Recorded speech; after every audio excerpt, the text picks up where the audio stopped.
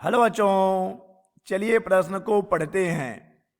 चित्र में दिखाई गई डोरी, स्प्रिंग तथा घिरनी सभी नगण्य द्रव्यमान के हैं। ब्लॉक एम के ऊर्ध्व दोलन का आवर्त काल ज्ञात करें।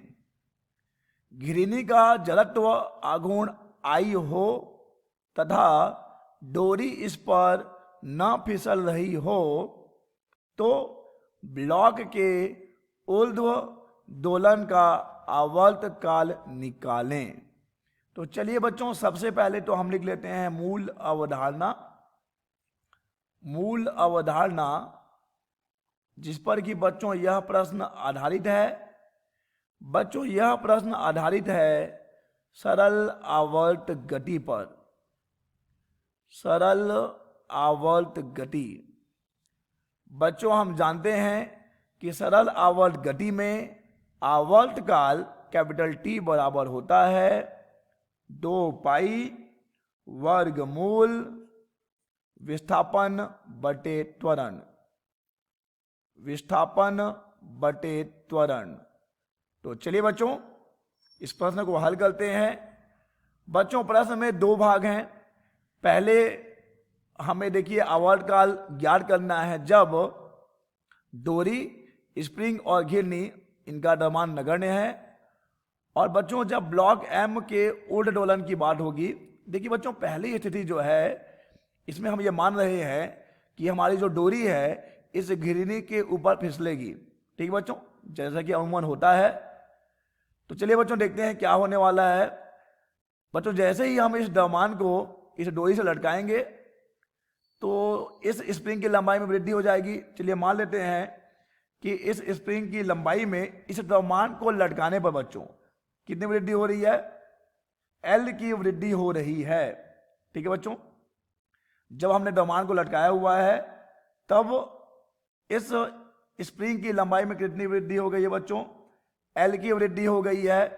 और चूंकि एल की वृद्धि हो गई है तो देखिए बच्चों वृद्धि होगी लंबाई में ऊपर की तरफ, क्योंकि द्रव्यमान एम के लटकाने से यह हमारा जो डोरी है नीचे आया होगा, स्प्रिंग जो है उसकी लंबाई में वृद्धि हुई होगी ऊपर की तरफ। तो हम जानते हैं यहाँ पर एक बल लगेगा, एक प्रत्यानयन बल, जो हमेशा विस्थापन के विपरीत वो लगता है बच्चों। तो यहाँ पे जो बल लगेगा बच्चों कितना हो जाएगा? ये बल हो जाएगा K गुणा L। बच्चों जब हमने द्रव्यमान को लटका दिया है तो अभी ये हमारा द्रव्यमान अपनी साम्य अवस्था में ही है और इस स्थिति में स्प्रिंग L लंबाई से खींचा हुआ है। तो बच्चों देखिए यहाँ पे एक तनाव ऊपर काम करेगा, इसे हम T1 नाम दे रहे हैं। और भार तो बच्चों हमेशा हम जानते हैं ऊर्ध्वाधर नीचे लगता है। और ये जो KL है जो इस स्प्रिंग में लगेगा बच्चों नीचे लगेगा और यहाँ पे भी तनाव ऊपर की तरफ लगेगा बच्चों। तो यहाँ पर देखिए बच्चों अभी लंबाई में वृद्धि, स्प्रिंग की लंबाई में वृद्धि L है। तो यहाँ पर एक तनाव T1 लग रहा है जो कि बराबर है KL के, साथ ही बराबर है बच्चों mg के, यानी इस वस्तु के भार के। बच्चों अब हम आते हैं कि हम करने वाले ये हैं कि अब हम इस द्रव्यमान को उसकी माध्य स्थिति से विस्थापित कर देंगे। ठीक है बच्चों, यानी अब हम स्प्रिंग को x विस्थापित करने वाले हैं उसकी माध्य स्थिति से। इससे बच्चों क्या होगा? इससे जब हम इसे नीचे लाकर छोड़ देंगे तो हमारा यह कर्ण, हमारा यह पिंड इस माध्य स्थिति के ऊपर नीचे दोलन करने लगेगा और हमें इसी दोलन का आवर्त काल ज्ञात करना है। तो बच्चों जब हम उसे x से विस्थापित करेंगे तब देखिए यहां पर कुल कितना परिवर्तन हो जाएगा स्प्रिंग में? स्प्रिंग की लंबाई में कुल परिवर्तन हो जाएगा बच्चों L प्लस x, क्योंकि L पहले ही हो रखा था। इस द्रव्यमान को लटकाने से हमने उस द्रव्यमान को और x से खींच दिया। तो बच्चों कुल कितना परिवर्तन हो गया लंबाई में? L plus x। तो यहां पर जो बल लगेगा अब इस स्प्रिंग में प्रत्यानयन बल कितना लगेगा? KL plus x। तो बच्चों नया हमें तनाव भी मिल जाएगा। तो अब T2 बराबर नया तनाव कितना हो जाएगा बच्चों? T2 बराबर हो जाएगा KL प्लस x। नया तनाव कितना हो जाएगा बच्चों, T2 बराबर हो जाएगा KL प्लस एक्स। अब देखिए बच्चों, तो पहले तनाव T1 था, अब तनाव T2 हो गया है, तो हम देखें आखिर परिणामी बल कितना लग रहा होगा। इन दोनों का अंतर ही परिणामी बल होगा। तो चलिए ज्ञात कर लेते हैं परिणामी बल। परिणामी बल जो इस हमारे इस द्रव्यमान को जो दोलन करवाने के लिए उत्तरदायी होगा। पहले T1 लग रहा था, और ठीक है बच्चों, और अब T2 एक नया तनाव है, तो इन दोनों का अंतर ही होने वाला है बच्चों परिणामी बल। तो ये हो जाएगा T2 माइनस T1 बराबर, अब ये KL प्लस एक्स है, पहले कितना था, ये KL था T1 का मान, तो हमें मिलेगा बच्चों दोनों का अंतर KX। और हम जानते हैं बच्चों परिणामी बल क्या होता है, द्रव्यमान गुणा त्वरण होता है, तो ये KX के बराबर होना चाहिए। तो यहां से हमें त्वरण का मान मिल जाएगा बच्चों, देखिए KX बटे M, ये है त्वरण। और बच्चों हम जानते हैं कि आवर्तकाल कैपिटल T बराबर होता है 2 पाई वर्गमूल विस्थापन बटे त्वरण। तो चलिए हम यहाँ पे त्वरण का मान रख दें। x अल्फा का मान बच्चों हमने ज्ञात किया है KX बटे M, तो चलिए रख देते हैं KX बटे M। तो यहाँ से देखिए x और x की कहानी खत्म, तो कैपिटल T बराबर मिल रहा होगा 2 पाई वर्गमूल M बटे K। तो बच्चों ये है आवर्तकाल, ये हो गया हमारी पहली स्थिति का आवर्तकाल। चलिए बच्चों अब हम चलते हैं अपने प्रश्न के दूसरे भाग की तरफ। कहा जा रहा है कि जब घिरनी का जड़त्व आघूर्ण I हो तथा डोरी इस पर न फिसल रही हो। बच्चों कहने का तात्पर्य है कि अब डोरी फिसलेगी नहीं, अब हमारी घिरनी जो है घूमने वाली है। तब ब्लॉक का ऊर्ध्वदोलन का आवर्तकाल निकालें। तो चलिए बच्चों देखते हैं कि कैसे करना है।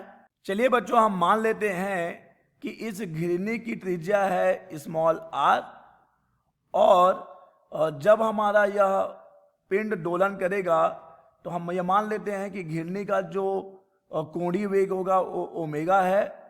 और यहाँ पर बच्चों हम जानते हैं कि अगर हम ये मान लें कि रेखीय वेग v हो, तो हम जानते हैं बच्चों v बराबर होता है r गुणा ओमेगा। ठीक है बच्चों, अब देखिए बच्चों ये तो हमने मान लिया कि चलिए घिरनी की त्रिज्या r है, उसका कोणीय वेग ओमेगा होगा, और हम जानते हैं कि v is equal to r omega, जहां पर v बच्चों इस कर्ण का रेखीय वेग होगा। ठीक है बच्चों, और ये v बराबर हो जाएगा r गुणा ओमेगा। रेखीय वेग बराबर होता है त्रिज्या इंटू कोणीय वेग। चलिए बच्चों अब आते हैं जरा इस प्रश्न को बारीकी से समझें। बच्चों देखिए जब हम इस द्रव्यमान को लटकाएंगे प्रारंभिक अवस्था में, तब जो स्प्रिंग की लंबाई में परिवर्तन हो रहा है। चलिए मान लेते हैं कि जो प्रारंभिक विस्थापन है स्प्रिंग में, जो प्रारंभिक लंबाई में परिवर्तन है वो डेल है। तो बच्चों डेल बराबर कितना हो जाएगा, डेल बराबर हो जाएगा mg बटे k। mg बटे k बच्चों ये है स्प्रिंग की लंबाई में प्रारंभिक वृद्धि, डेल बराबर mg बटे k। अब बच्चों हम क्या करने वाले हैं, अब इसको पुनः x से विस्थापित करने वाले हैं, विस्थापित करके छोड़ देंगे। तो बच्चों अब ये दोलन होगा, लेकिन इस स्थिति में डोरी को इस घिरनी के ऊपर फिसलना नहीं है। अब बच्चों ये क्या होगा, ये घिरनी ही ऐसे बच्चों की घूमेगी। ठीक है बच्चों, जिससे कि यहाँ पर एक दोलन होगा। हमें अब इस स्थिति में आवर्तकाल ज्ञात करना है। चलिए बच्चों यहाँ पर अब हम लगाएंगे ऊर्जा संरक्षण का नियम। हम इसे ऊर्जा संरक्षण के नियम से बनाएंगे, ऊर्जा संरक्षण के नियम से बनाएंगे बच्चों। तो चलिए देख लेते हैं कि कैसे इसे हल करना है। और डेल, यहाँ पर डेल क्या है हमें मालूम है, डेल है इस स्प्रिंग की लंबाई में प्रारंभिक वृद्धि जब हमने इस द्रव्यमान को इस डोरी के सीधे से लटकाया है। और चलिए बच्चों अब देखें कि हम जानते हैं कि सरल आवर्त गति में निकाय की कुल ऊर्जा क्या रहती है बच्चों, निकाय की कुल ऊर्जा नियत रहती है। कुल ऊर्जा क्या रहेगी बच्चों, सरल आवर्त गति में निकाय की कुल ऊर्जा रहती है नियत, कुल ऊर्जा नियत रहती है, नियत रहती है, नियत रहती है बच्चों। ठीक है, तो देखिए बच्चों यहाँ पे कौन कौन सी ऊर्जा होगी। सबसे पहले तो इस द्रव्यमान की गतिज ऊर्जा जो कि है 1/2 mv का वर्ग। साथ में बच्चों जब ये घिरनी घूमेगा इसका जड़ आगमन प्रश्न में आई दिया गया है, तो हम जानते हैं कि इस घिरनी का गतिज ऊर्जा हो जाएगा 1/2 आई ओमेगा का वर्ग, 1/2 आई ओमेगा का वर्ग। ठीक है बच्चों। अब देखिए हम जानते हैं कि स्प्रिंग की जो गतिज ऊर्जा, क्षमा कीजिएगा, स्प्रिंग में जो संचित ऊर्जा होती है उसका सूत्र होता है 1/2 के एक्स का वर्ग, जहां एक्स क्या है बच्चों, उसकी लंबाई में परिवर्तन होता है। तो बच्चों हम देख सकते हैं कि पहले परिवर्तन कितना हो चुका था, 1/2 के डेल का वर्ग, तो ये प्रारंभिक स्थितिज ऊर्जा होगी। लेकिन जब हमने उसको एक्स से खींचा है तब उसकी जो अंतिम स्थितिज ऊर्जा आ जाएगी बच्चों, कितनी आ जाएगी, 1/2, और ये हो जाएगा के और एक्स प्लस डेल का वर्ग। ठीक है बच्चों। तो ये देखिए 1/2 के डेल स्क्वायर, दमान को लटकाने के बाद ये स्प्रिंग में संचित ऊर्जा है, और ये जब हम उसको एक्स से विस्थापित करेंगे तब है। तो बच्चों जो हमें ऊर्जा मिल रही होगी इन दोनों का अंतर होगी, यानी कि 1/2 अंतिम माइनस प्रारंभिक, तो हम यहाँ से के को उभयनिष्ठ यानी कॉमन निकाल लें, तो ये हो जाएगा एक्स प्लस डेल का वर्ग और माइनस डेल का वर्ग। ठीक है बच्चों। साथ ही बच्चों देखिए जब हमारा ये पिंड नीचे की ओर आएगा तो यहाँ पर उसकी स्थितिज ऊर्जा में कमी आएगी। कितनी कमी आएगी, mgx कमी आएगी, और ये होना चाहिए बच्चों नियत, नियत होना चाहिए। तो हम लिख लेते हैं कि ये नियत होगा। नियत को चलिए हम नियत ही लिख लेते हैं, फिलहाल तो हम नियत ही लिख लेते हैं। ठीक है बच्चों। एक बार फिर देख लीजिए, क्योंकि ये जो भाग है इसी समीकरण पर आधारित है। हम कह रहे हैं कि सरल आवर्त गति में कुल ऊर्जा नियत रहती है, बिल्कुल रहेगी। यह है बच्चों इस कर्ण की गतिज ऊर्जा, यह है बच्चों इस घिरनी की गतिज ऊर्जा, और ये हो जाएगी स्प्रिंग की ऊर्जा में परिवर्तन 1/2 के एक्स प्लस डेल का वर्ग माइनस डेल का वर्ग, और बच्चों माइनस mgx। जब हमारा ये कर्ण नीचे आएगा, एक्स नीचे विस्थापित होगा तो उसकी स्थितिज ऊर्जा में कमी आएगी, और जब ये ऊपर जाएगा तो वृद्धि भी होगी बच्चों। तो ये mgx जो है माइनस हमें घटाना पड़ेगा, और ये होना चाहिए नियत। ठीक है बच्चों। चलिए इसे सरल कर लेते हैं। सरल करने पे बच्चों देखिए हमें क्या मिलेगा, हमें मिल रहा होगा 1/2 mv का वर्ग धन 1/2 आई ओमेगा का वर्ग धन 1/2 के एक्स का वर्ग माइनस के x del minus M G X, और ये रहेगा बच्चों नियत, ये रहेगा बच्चों नियत। ठीक है बच्चों। तो चलिए बच्चों अब हम यहां पर डेल्टा और वी के मान रख देते हैं। डेल्टा और वी के मान, डेल्टा का मान कितना था बच्चों, देख लीजिए। डेल्टा का मान हमने लिखा है जो प्रारंभिक परिवर्तन है स्प्रिंग की लंबाई में, डेल्टा यहां पर हमने लिखा हुआ है। देखिए बच्चों डेल्टा यहां पर होगा mg/k। तो चलिए यहां पर डेल्टा का मान रखेंगे mg/k, और v बराबर होता है बच्चों r ओमेगा। चलिए मान रख देते हैं। तो मान रखने पर हमें मिल रहा होगा 1/2 mv का वर्ग धन 1/2 आई v/r का वर्ग, यहां से हमने ओमेगा का मान रख दिया, धन 1/2 के एक्स का वर्ग, और ये आना चाहिए बच्चों नियत। चलिए बच्चों अब हम क्या करने वाले हैं, इस समीकरण को t के सापेक्ष में अवकलित करने वाले हैं। t के सापेक्ष अवकलित करेंगे तो हमें मिल रहा होगा mv dv/dt धन 1/r का वर्ग dv/dt, और क्षमा कीजिएगा यहाँ पे v भी आना चाहिए क्योंकि हम v को भी करेंगे एक बार, और साथ में बच्चों ये हो जाएगा k x dx/dt, और नियतांक का जब हम अवकलन करेंगे तो ये हो जाएगा 0। ठीक है बच्चों। तो हमने क्या किया, हमने इस समीकरण को t के सापेक्ष अवकलित किया है। ध्यान दीजिएगा t के सापेक्ष हमने अवकलित किया है। चलिए बच्चों अब यहां से हम देख पा रहे हैं कि mv यहां पे भी है, यहां पर mv है, तो इसे हम क्या लिख सकते हैं, देखिए हम लिख सकते हैं a m प्लस 1/r का वर्ग, और ये हो जाएगा के एक्स के बराबर के एक्स के बराबर हो जाएगा बच्चों। ये देखिए बच्चों, ये दाईं ओर आकर ऋण हो जाएगा क्योंकि यहाँ पर ये धन है। बच्चों देखिए क्या हुआ है, यहाँ पर देखिए v और ये v, और हम जानते हैं कि dx बटे dt भी क्या होगा, dx बटे dt भी वेग होता है, तो ये कट गया है बच्चों।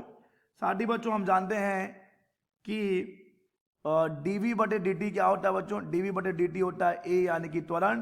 तो हमने क्या किया बच्चों, हमने यहाँ पर dv बटे dt का मान a रख दिया है, d बटे dt का मान a रख दिया है। तो यहाँ से a और यहाँ से हमने उभयनिष्ठ निकाल लिया है। तो ये हो गया a m धन 1 बटे r का वर्ग, और ये आ गया माइनस के एक्स। बच्चों हमें मिला है a m धन 1 बटे r का वर्ग, और ये है माइनस के एक्स। बच्चों हमें ये जो समीकरण मिला है, हम ये जानते हैं कि ये जो समीकरण है ये सरल आवर्त गति करते हुए कण का द्वितीय कोटि का अवकल समीकरण है बच्चों। तो इसीलिए यहाँ से a बटे एक्स बराबर देखिए क्या मिल जाएगा, k बटे m धन 1 बटे r का वर्ग, और यहाँ पर माइनस लगा हुआ है बच्चों। यहाँ से देखिए बच्चों a बटे एक्स और माइनस k बटे m धन 1 बटे r का वर्ग। तो यहाँ से हम देख पाएंगे बच्चों कि a तो हमारा त्वरण है, x विस्थापन है, और हम जानते हैं बच्चों कि आवर्तकाल क्या होता है, आवर्तकाल होता है 2 पाई वर्गमूल विस्थापन बटे त्वरण। तो यहाँ पे अगर हम इसे उल्टा करें तो हमें x बटे a का मान मिल रहा होगा m धन 1 बटे r का वर्ग बटे k, ये ऋण में है। हालांकि जब हम समय निकालेंगे तो हमें इस ऋण चिन्ह से कोई खास मतलब नहीं होगा बच्चों। तो यहाँ से बच्चों कैपिटल T बराबर हो जाएगा, कैपिटल T बराबर हो जाएगा 2 पाई, और यहाँ पे x बटे a का मान हम रख देंगे तो ये मिल जाएगा m धन 1 बटे r का वर्ग बटे k।